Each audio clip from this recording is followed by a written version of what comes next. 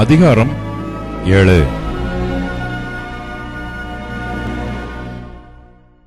உசியாவினுடைய குமாரனாகிய யோதாமின் குமாரன் ஆகாஸ் என்னும் யூதா தேசத்து ராஜாவின் நாட்களிலே ரேத்சீன் என்னும் சீரியாவின் ராஜாவும் ரெமலியாவின் குமாரனாகிய பெக்கா என்னும் இஸ்ரவேலின் ராஜாவும் எருசலேமின் மேல் யுத்தம் பண்ண வந்தார்கள்.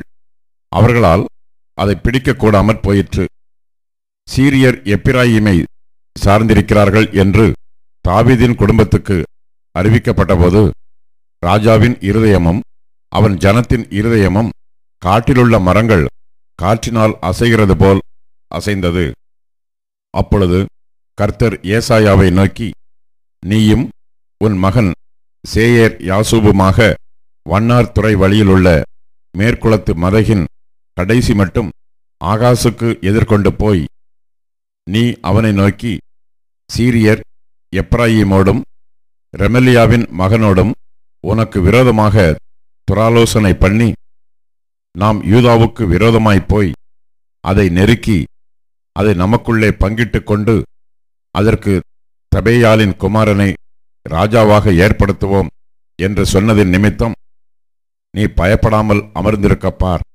இந்த 2 புகைகிற கொள்ளிக்கட்டைகளாகிய சீரியரோடே வந்த ரேத்சீனும் ரெமலியாவின் மகனும் கொண்ட உக்கிர கோபத்தின் நிமித்தம் உன் இருதயம் துவள வேண்டாம். கர்த்தராகிய ஆண்டவர் அந்த ஆலோசனை நிலை நிற்பதில்லை, அதன்படி சம்பவிப்பதும் இல்லை. சீரியாவின் தலை தமஸ்கு, தமஸ்குவின் தலை ரேத்சீன்.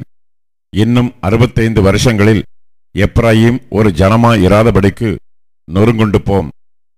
எப்பிராயீமின் தலை சமாரியா, சமாரியாவின் தலை ரெமலியாவின் மகன். நீங்கள் விசுவாசியாவிட்டால் நிலைபெற மாட்டீர்கள் என்று சொல் என்றார். பின்னும் கர்த்தர் ஆகாசை நோக்கி, நீ உன் தேவனாகிய கர்த்தரிடத்தில் ஒரு அடையாளத்தை வேண்டிக்கொள், அதை ஆழத்திலிருந்தாகிலும் உன்னதத்திலிருந்தாகிலும் உண்டாக கேட்டுக்கொள் என்று சொன்னார். ஆகாசோ, நான் கேட்க மாட்டேன், நான் கர்த்தரை பரீட்சை செய்ய மாட்டேன் என்றான். அப்பொழுது ஏசாயா, தாவீதின் வம்சத்தாரே கேளுங்கள், நீங்கள் மனுஷரை விசனப்படுத்துகிறது போதாதென்று என் தேவனையும் விசனப்படுத்த பார்க்கிறீர்களோ? ஆதலால் ஆண்டவர் தாமே உங்களுக்கு ஒரு அடையாளத்தை கொடுப்பார். இதோ, ஒரு கன்னிகை கர்ப்பவதியாகி ஒரு குமாரனை பெறுவாள், அவருக்கு இம்மானுவேல் என்று பெயரிடுவாள். தீமையை வெறுத்து நன்மையை தெரிந்து கொள்ள அறியும் வயது மட்டும் அவர் வெண்ணெயையும் தேனையும் சாப்பிடுவார். அந்த பிள்ளை தீமையை வெறுக்கவும் நன்மையை தெரிந்து கொள்ளவும் அறிகிறதற்கு முன்னே நீ அருவருக்கிற தேசம் அதன் 2 ராஜாக்களால் விட்டுவிடப்படும். எப்பிராயீம் யூதாவை விட்டு பிரிந்த நாள் முதல் வராத நாட்களை கர்த்தர் உன்மேலும் உன் ஜனத்தின் மேலும் உன் பிதாவுடைய வம்சத்தின் மேலும் அசீரியாவின் ராஜாவினாலே வரப்பண்ணுவார். அந்நாட்களிலே கர்த்தர் எகிப்து நதிகளின் கடையாந்தரத்தில் உள்ள ஈயையும் அசீரியா தேசத்தில் இருக்கும் தேனியையும் பயில் காட்டி அழைப்பார். அவைகள் வந்து ஏகமாய் வனாந்தரங்களின் பள்ளத்தாக்குகளிலும் கண்மலைகளின் வெடிப்புகளிலும் எல்லா முட்காடுகளிலும் மேய்ச்சலுள்ள எல்லா இடங்களிலும் தங்கும். அக்காலத்திலே ஆண்டவர் கூலிக்கு வாங்கின சவரகன் கத்தியினால், அதாவது நதியின் அக்கறையிலுள்ள அசீரியா ராஜாவினால் தலைமயிரையும் கால் மயிரையும் சிறைப்பித்து தாடியையும் வாங்கி போடுவிப்பார். அக்காலத்தில் ஒருவன் ஒரு இளம் பசுவையும் 2 ஆடுகளையும் வளர்த்தால் அவைகள் பூரணமாய் பால் கறக்கிறபடியினால் வெண்ணெயை சாப்பிடுவான்.